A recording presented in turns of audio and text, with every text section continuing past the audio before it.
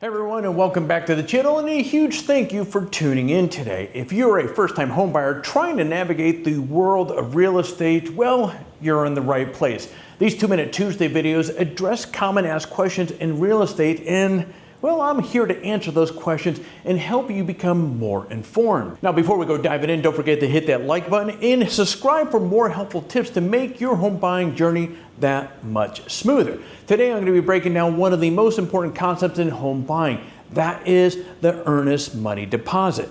So let's fire up the 2-minute timer and address what exactly is earnest money deposit.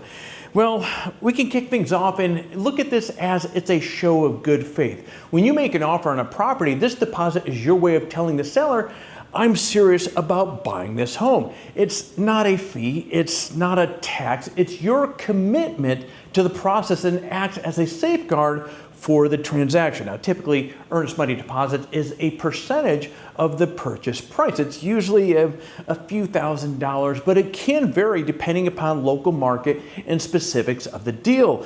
By putting down the money, you're giving the seller confidence that you're a motivated buyer. Now, you might be wondering, how is this money even handled? In most cases, your deposit goes into an escrow account, a neutral third-party account, until the sale is finalized. And if you aren't sure about the specifics with a escrow or what an escrow is, this was a topic that we covered in last week's 2-Minute Tuesday, and I'll put a link down below so you can access that video after this. And if the deal closes, your deposit is then credited towards the down payment or your closing costs. However, if you back out for any valid contractual reason, the seller may have the right to keep the deposit as compensation for taking the home off the market. Let's look at a quick example of how somebody could actually lose their earnest money deposit. Meet Sarah. She's buying her first home and puts down a $5,000 earnest money deposit when her offer is accepted. Everything is going great. She has a financing contingency and an inspection contingency in place to protect her. But a week later, Sarah gets cold feet. She finds another home that she likes more and decides to back out of the deal.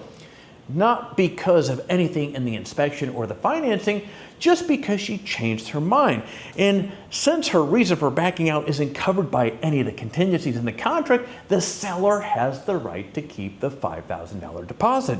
So it's compensation for taking the home off the market, potentially losing other interested buyers. So the takeaway here, always know what contingencies are in your contract. And again, like escrow, if you aren't sure what contingencies are, this was a topic we covered a few weeks ago. I will put a link in the description to that video.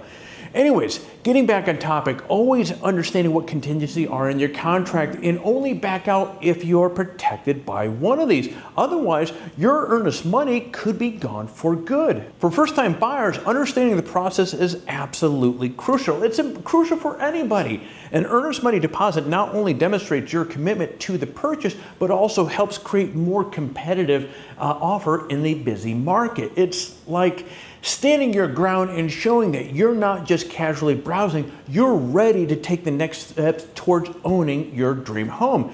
So to wrap this up, the earnest money deposit is your commitment tool in the home buying process. It reassures the sellers, solidifies your offer, and can even tip the scales in your favor in competitive markets. So remember, it's important to review your contract and work closely with the real estate agent to know exactly when and how this deposit should be handled. So there you have it. Earnest money deposit defined in a small bite-sized little video there for you. Thanks again for joining me here today. If you found this video helpful, please give it a big old thumbs up. Subscribe to the channel for more insights into the home buying process. And actually, speaking of which, if you happen to be buying or selling in the anytime future, give me a shout. I'm a local real estate agent who's called California home for the better part of 30 years. I would love to help you out. And while you're at it, drop any questions in the comments below. I'd love to hear you and answer any questions that you may have. With that said, friends, I'm going to be shutting off the cameras, and happy house hunting, and I will see you in the next video.